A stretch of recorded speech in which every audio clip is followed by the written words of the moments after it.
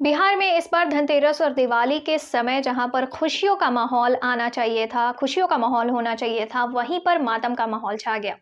जी हाँ, मैं बात कर रही हूँ शराब जहरीली शराब का जो ये प्रचंड है जो चला है जिससे कई लोगों की मौत हो गई है। बात करें गोपालगंज, बात करें बेतिया जिले की, मुजफ्फरपुर, समस्तीपुर, सिवान, कई जिलों में मौतों का आंकड़ा सामने आया है। तो इसी बारे में बात करेंगे, चलिए शुरू करते हैं। This is Shahzadi Parveen and you watching बात आपकी। आपको एक तारीख याद होगा, 16 अप्रैल 2016। इसी दिन जो बिहार में जो नीतीश कुमार हैं उन्होंने शराबबंदी कानून लागू किया था। यानी इसके बाद जो शराब है वो बिहार में ना बेची जाएगी ना ही खरीदी जाएगी। लेकिन इसके बाद भी अगर आप बिहार के नागरिक हैं, यस बिहार में रहते हैं या बिहार अगर आप विजिट करते हैं और ये बात कहते हैं कि बिहार में तो शराब बंद है, लेकिन ये एक्चुअली ये सिर्फ कागजों पर है, धरातल पे नहीं है। यानी बिहार में अगर आप रहते हैं और अगर शराब की मांग करते हैं तो बाकायदा आपको होम डिलीवरी शराब मिलती है। यानी शराबबंदी जो है वो सिर्फ कागजों पे है, वो ये सिर्फ भाषणों में है। यस, लेकिन आप धरातल पे जाकर के जब सच्चाई जानते हैं, लोगों से पूछताछ करते हैं, वहाँ पे रहते हैं, तो बिल्कुल इस तरह की कोई भी जो चीज़ है शराबबंदी नाम की वो नहीं है। जो शराब पीने वाले हैं यहाँ पे, यहाँ तक कि जो अभी जहरीली शराब का जो अभी प्रचलन चला हुआ है, तो बहुत सारे ऐसे आंकड़े और बातें सामने आ रही हैं कि बिहार में पहले क्या होता था कि अगर किसी को शराब चाहिए तो बिहार के पास वाले जो स्टेट हैं, जैसे यूपी है, पास में हरियाणा है, झारखंड है, यस, तो वहां से शराब मंगवाई जाती थी और कभी कभी तो नेपाल से। लेकिन अभी जो है, अभी की जो जहरीली शराब का जो ये प्रचंड है, इस घटना पे ये निकलकर सामने आ रहा है कि बिहार में खुद शराब बनाई जा रही थी, बेची भी जाती थी और लोग पीते भी थे।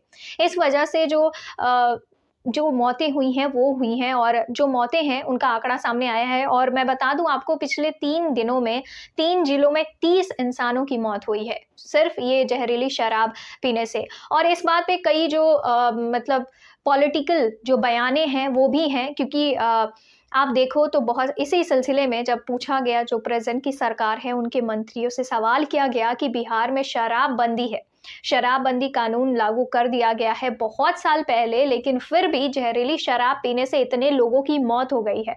यानी मैं आपको सबसे पहले आंकड़ा बताती हूँ कि जनवरी से लेकर के अभी तक 2021 की मैं बात करूँ तो अभी तक 86 से ज़्यादा लोगों की मौत हो चुकी है। यानी अभी ये साल खत्म भी नहीं हुआ, 1 साल के अंदर ही इतने लोगों की मौत हो गई है। और सरकार का जो पहला बयान आता है जहरीली शराब के ऊपर, वो आता है कि हमने तो पहले ही मना किया था कि इस तरह के चीज़ों का सेवन ना करें, ये आपके लिए हानिकारक है। खैर, अवेयरनेस वाला जो लाइन है, सेंटेंस है, यस, वो तो बाद में आता है, लास्ट में आता है। बिल्कुल ये तो करना ही है, अवेयर जो है लोगों को करना ही है, यस। लेकिन being a chief minister, being a minister, आप एक ऐसे पद पे हैं जहाँ पे ये आपकी रिस्पॉन्सिबिलिटी बनती है कि अगर इस तरह की घटना हो रही है आपके इलाके में, आपके राज्य में, तो आप किस तरह से एक टेक्निकल वे में, प्रशासनिक वे में आप चीज़ों को दुरुस्त कर सकते हैं, चीज़ों पर एक्शन ले सकते हैं। लेकिन जब इस तरह से चीफ मिनिस्टर या कोई मंत्री बयान देता है तो फिर जो लोग हैं उनका जो प्रशासनिक स्तर पे जो एक विश्वास होता है वो उठ जाता है। बात करें हम कुछ मंत्रियों की, तो आबकारी मिनिस्ट्री, बिहार के जो आबकारी मंत्री हैं उन्होंने, सुनील कुमार, वो तो मतलब जो अभी जहरीली शराब का जो अभी प्रचलन चला हुआ है वो तो मानने से भी इनकार कर रहे हैं कि इस तरह की चीजें भी बिहार में हो रही हैं। यानी शराब बनाई जा रही है, बेची भी जा रही हैं, प्लस खरीदी भी जा रही है और उससे मौत भी हो रही है। यानी जब तक, उन्होंने कहा कि जब तक पोस्टमार्टम की रिपोर्ट आ नहीं जाती मैं इस बारे में कुछ नहीं कहूँगा। दूसरा जो मतलब बहुत ही एक विवादास्पद बयान कह सकते हैं, या फिर कहें कि कभी भी आप केंद्र की बात करें, राज्य की बात करें, तो कभी भी अगर इस तरह का लांछन अगर किसी सरकार पे, जो प्रेजेंट की सरकार है, यस, उस पे उठता है तो उनका जो एक ही बयान होता है, यूनिवर्सल बयान आप कह लो कि ये विपक्ष की चाल है, जो हमारी सरकार है उसको बदनाम करने की। यस, और तीसरा जो अभी निकल के आ रहा है कि जो प्रेजेंट की सरकार है, यस, नीतीश कुमार की सरकार है, उनके खुद जो मिनिस्टर हैं, कई तो बीजेपी के जो मंत्री हैं, उन्होंने कहा है कि ये बिहार में मिली भगत की जो सरकार है, यानी जो तस्करी वाले लोग हैं, शराब जो बनाते हैं, बेचते हैं, उन लोगों से उनकी मिली भगत है, और जो मुनाफा होता है, जो बड़े लोग हैं, पदाधिकारी हैं, यानी प्रशासनिक स्तर पे भी लोगों में मिली भगत है, वो उन तक वो मुनाफा पहुंचता है। यानी आप देखो कि ये जो चीजें हैं, उनका कहना है कि कभी भी अगर शराब की तस्करी पकड़ाई जाती है, तो जो छोटे तबके के जो मैन्युफैक्चरर हैं, यानी जो शराब बनाते हैं, तो उनको पकड़वाया जाता है, उनको जेल में भेजा जाता है। लेकिन जो बड़े सबसे ऊपर वाले लेवल पे बैठे हुए हैं, जो ये सारी चीज़ों को कंट्रोल करते हैं, तो उनको कभी नहीं पकड़ती है सरकार। यानी आप देखो कि ये उनका कहना है कि ये सारे सब कोई इसमें शामिल है। नेक्स्ट जो बात आती है कि आखिर में इस तरह का जो माहौल है वो छाया हुआ है पूरे बिहार में, और अभी छठ का भी जो सीज़न है वो चल रहा है, तो इसका तोड़ क्या है?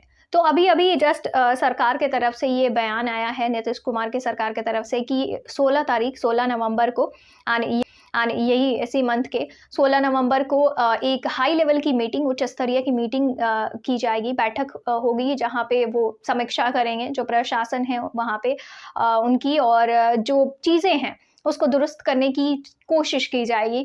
तो बिल्कुल हम देखते हैं कि आने वाले जो 16 नवंबर है उसमें जो सरकार है, जहरीली शराब से इतने लोगों की मौतें हुई हैं, और अभी भी कई लोग हैं जो अस्पतालों में जूझ रहे हैं, मौत और ज़िंदगी के बीच में। तो उनके लिए क्या, और जो इसके पीछे हैं, जो जहरीली शराब की जो बनाकर बेचते हैं, लोगों की ज़िंदगी से खिलवाड़ करते हैं, उनके लिए क्या जो एक्शन है या नीतीश सरकार लेती है, क्योंकि ये जो नाम भर के लिए जो शराबबंदी कानून है, ये है, तो इसको कैसे सख्ती से लागू किया जाए। क्योंकि लोग सोचते हैं कि अगर हम पकड़े भी जाएँ शराब बेचने या पीने से, तो जो सज़ा है वो बहुत ही कम है। उनके हिसाब से वो बहुत ही कम है, ऐसा सुनने में आया था। तो किस तरह से जो कानून है उसको और दुरुस्त किया जाए, और शराबबंदी ये जो एक्ट है, और इसको कैसे पुख्ता बनाया जाए, देखते हैं आने वाले 16 नवंबर को, और भी जो जानकारी होगी वो आप तक पहुँचाई जाएगी। तब तक के लिए मैं हूँ शहज़ादी परवीन, और आप देख रहे हैं बात आपकी। नमस्कार।